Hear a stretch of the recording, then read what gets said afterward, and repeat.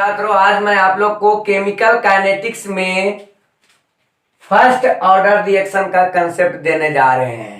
उसका काइनेटिक्स क्या होता है, मतलब इंटीग्रेटेड रेट इक्वेशन क्या होता है, डिफरेंशियल रेट इक्वेशन क्या होता है, हाफ लाइफ क्या होता है, उसके लिए रेट कांस्टेंट क्या होता है, सभी का वर्णन करने जा रहे हैं। तो इस वीडियो के माध्यम से आप लोग क्या देखेंगे, फर्स्ट ऑर्डर रिएक्शन का कंप्लीट कंसेप्ट देखे थे। हमारे प्रीवियस वीडियो में जीरो ऑर्डर रिएक्शन का कंप्लीट कंसेप्ट बतलाया गया था।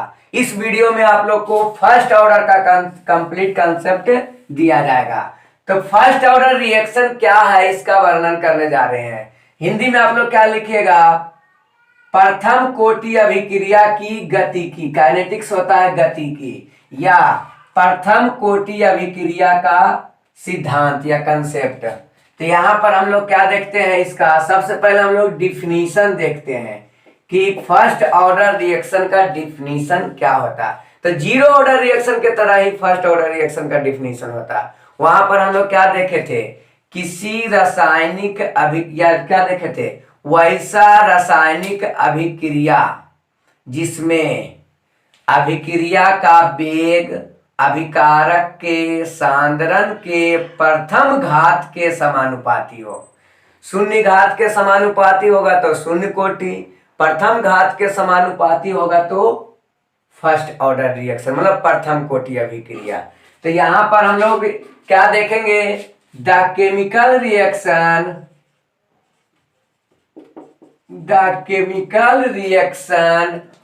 whose rate is proportional to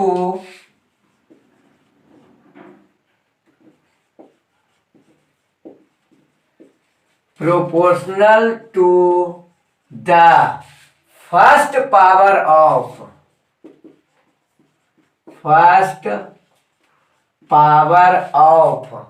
concentration of reactant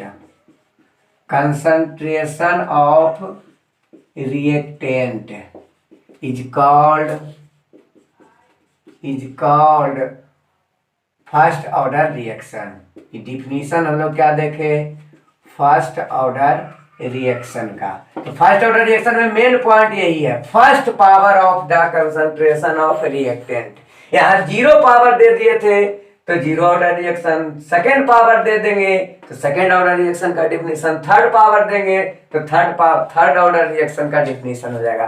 तो डिफिनीशन हम लोग क्या देखे, द केमिकल रिएक्शन रासायनिक अभिक्रिया जिसका रेट, हुज रेट मतलब जिसका वेग समानुपाती हो, proportional first power of the reactant, मतलब अभिकारक के प्रथम घात के क्या हो, समानुपाती। तो हिंदी वाला डिफिनीशन क्या लिखेंगे बच्चे लोग, वैसा रासायनिक अभिक्रिया जिसका वेग अभिकारक के सांद्रण के प्रथम घात के समानुपाती हो, उसे प्रथम कोटि अभिक्रिया कहते हैं।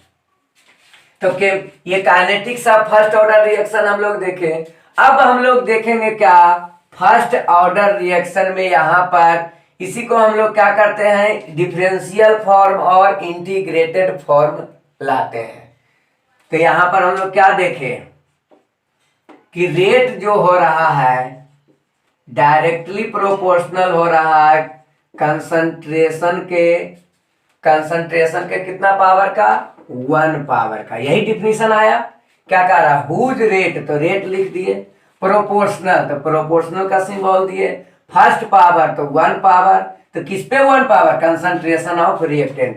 तो आर हो गया रिएक्टेंट और ये स्क्वायर ब्रैकेट कंसंट्रेशन को रिप्रेजेंट करता है। तो कंसंट्रेशन ऑफ रिएक्टेंट पे फर्स्ट पावर, तो यही हम, तो यहां पर ये डिफिनीशन का मेन पॉइंट है। Main point first order reaction के लिए यही है। अब इसके लिए क्या करते हैं, differential form of rate equation और integrated form of rate equation को लाते हैं। तो इसका differential form of integrated form किस प्रकार से होगा, तो डिफिनीशन से ही टोटल प्रोसेस यहां पर चलेगा। तो हम लोग लेट करते हैं,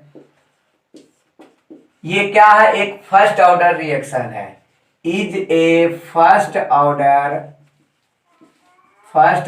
रिएक्शन।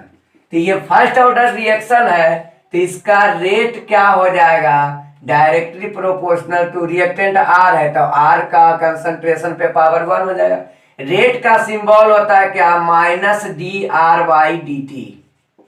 रेट का सिंबल आप लोग को बतलाए थे, minus D R by D T, average rate of reaction, instantaneous rate of reaction. इसका कंसेप्ट में जाके देखिए, रेट का सिंबल आप लोग को बतलाया गया था। अब यहाँ पर प्रोपोर्शनल सिंबल को इक्वल टू में बदलते हैं, तो एक कांस्टेंट लाते हैं। हमेशा प्रोपोर्शनल सिंबल रहेगा, उसको इक्वल टू के सिंबल में चेंज करने के लिए कांस्टेंट लगाना पड़ता है। इसको हम लोग रेट कांस्टेंट कहते हैं। के क्या है, रेट कांस्टेंट। तो ये रेट कांस्टेंट लगाए आर टू द पावर 1, तो ये क्या हो गया हमारा, minus D R by D T.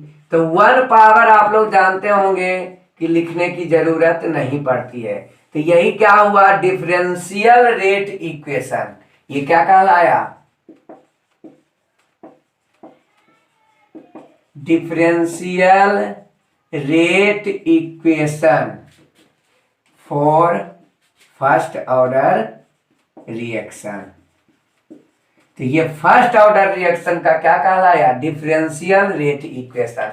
इसी का इंटीग्रेटेड फॉर्म में चेंज करने के लिए सिखलाते हैं। तो हम लोग बतलाए थे, रेट इक्वेशन का 2 फॉर्म होता है, डिफरेंशियल रेट इक्वेशन और होता है इंटीग्रेटेड रेट इक्वेशन।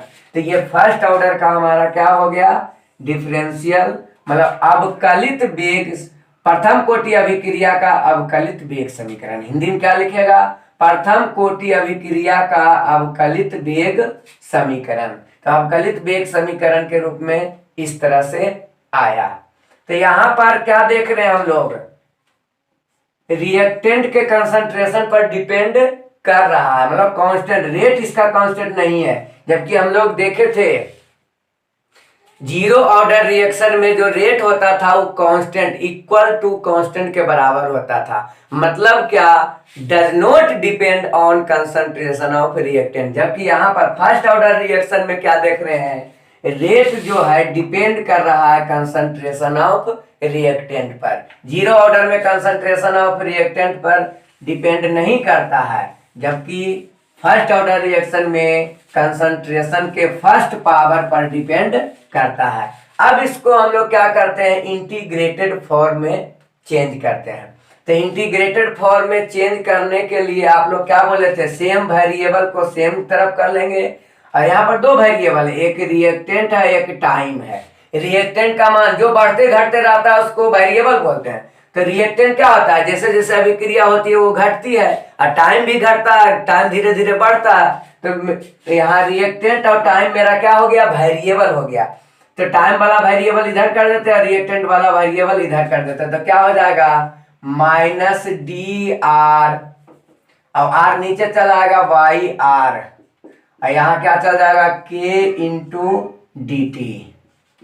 इसको हम लोग मिटा देते हैं। अब इसको हम लोग इंटीग्रेटेड फॉर्म में चेंज करने जा रहे हैं। तो इंटीग्रेटेड फॉर्म में क्या करते हैं, टेक इंटीग्रेशन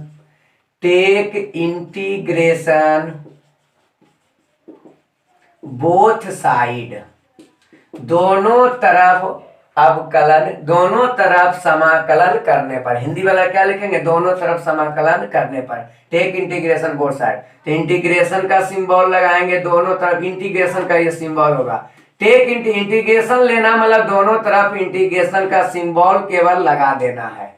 अब इंटीग्रेशन आप लोग निकालने के लिए मैथ में बतलाया, मैथ में आप लोग पढ़े होंगे। मैथ का बहुत ही इंपॉर्टेंट चैप्टर है इंटीग्रेशन चैप्टर और डिफरेंशिएशन चैप्टर। इंटीग्रेशन आप लोग को बहुत बड़ी बड़ी संख्या में आती होगी, कोई भी प्रश्न बनता तो इंटीग्रेशन आप लोग जानते होंगे क्या होगा, माइनस सिंबल इंटीग्रेशन से बाहर हो जाता है, तो यहाँ क्या बच जाएगा, डी आर वाई आर, और यहाँ पर क्या हो जाएगा, कांस्टेंट है तो कांस्टेंट भी इंटीग्रेशन, कांस्टेंट का इंटीग्रेशन नहीं होता तो सिंबल से बाहर हो जाएगा।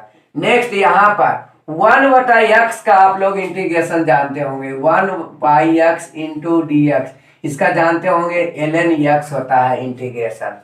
1/x का इंटीग्रेशन क्या होता है, ln x। तो इसी फॉर्मूला के प्रयोग से यहाँ पर क्या हो जाएगा, ln r, अब के dt का क्या हो जाएगा, t हो जाएगा। और इसमें एक कांस्टेंट लगाते हैं, इंटीग्रेशन कांस्टेंट c क्या है, इंटीग्रेशन कांस्टेंट के लिए इसको हम लोग इक्वेशन फर्स्ट मानते हैं।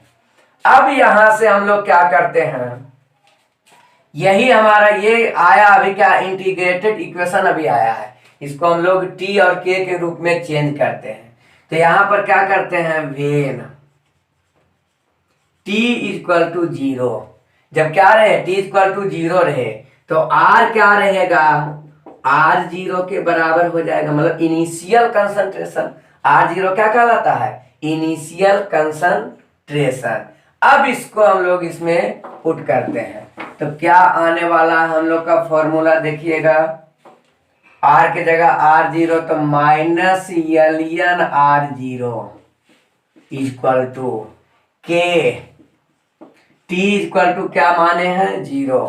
कैसा कंडीशन लिए हम लोग, इस कंडीशन के लिए c निकालना चाह रहे हैं, c निकालने के लिए, इंटीग्रेशन कांस्टेंट निकालने के लिए हम लोग t इक्वल टू 0, r बराबर r0 हमेशा पुट करेंगे। तो k इंटू 0 प्लस c, तो c का वैल्यू यहां से निकल गया ln r0, इंटीग्रेशन कांस्टेंट हम लोग को निकल गया। अब हम लोग देखते हैं फ्रॉम इक्वेशन 1, समीकरण 1 से, हिंदी में क्या देखेंगे, समीकरण 1 से, तो इसमें धरते हैं, तो minus ln r equal to k into T, और c की जगह क्या पुट करते हैं हम लोग, c का वैल्यू आया हुआ माइनस ln r0, तो माइनस ln r0 यहाँ पर माइनस में, तो इधर जाएगा तो प्लस में, तो इधर बच जाएगा केवल क्या, kt, तो kt इक्वल टू क्या हो जाएगा, इधर जाएगा तो ln r0 by minus ln r। अब एक लॉग का फॉर्मूला होता है क्या, log x या ln x minus ln y का फॉर्मूला होता है इक्वल टू ln x बटे y। माइनस में रहता है तो बटा हो जाता है, और प्लस में रहता है तो इंटू हो जाता है। 2 ln माइनस में रहने पर डिवाइड, और 2 ln प्लस में रहने पर इंटू हो जाता है। तो यहाँ पर क्या हो जाएगा, ln r0 बाई r, तो ये हमारा क्या है, ln मतलब लॉग का प्रॉपर्टी है, लॉग का प्रॉपर्टी भी मैथ में आप लोग को सिखलाया गया होगा। तो ये k into T equal to आया, यहां से हम लोग को t इक्वल टू आ जाएगा क्या, 1 बाई k मल्टीप्लाई में है तो इधर जाएगा तो डिवाइड में चल जाएगा, और ln r0 बाई r। तो ये हुआ क्या, जी फर्स्ट ऑर्डर रिएक्शन के लिए कंप्लीट टाइम का एक्सप्रेशन। ये क्या आया, टी का फॉर्मूला आया किसके लिए, फर्स्ट ऑर्डर रिएक्शन के लिए कंप्लीट टाइम का, इसी का प्रयोग करके हम लोग हाफ टाइम निकालते हैं। और आर बराबर क्या हो, के बराबर क्या हो जाएगा, 1 by T ln r0 by r। तो ये किसका फॉर्मूला हुआ, ये हो गया हमारा क्या, rate constant, expression for rate constant, इसके सामने लिखेंगे एक्सप्रेशन फॉर टाइम, इसके सामने लिखेंगे expression for rate constant, Hindi में लिखेंगे समय का व्यंजक, प्रथम कोटि अभिक्रिया के लिए समय का व्यंजक, और प्रथम कोटि अभिक्रिया के लिए वेग स्थिरांक का व्यंजक। तो ये हम लोग देखे क्या, फर्स्ट ऑर्डर रिएक्शन में कंसेप्ट देखे इंटीग्रेटेड फॉर्म और डिफरेंशियल फॉर्म। नेक्स्ट वीडियो में मैं आप लोग को फर्स्ट ऑर्डर रिएक्शन के लिए ग्राफ का वर्णन करेंगे कि इसके रेट इक्वेशन को ग्राफ में किस प्रकार से रिप्रेजेंट किया जाएगा।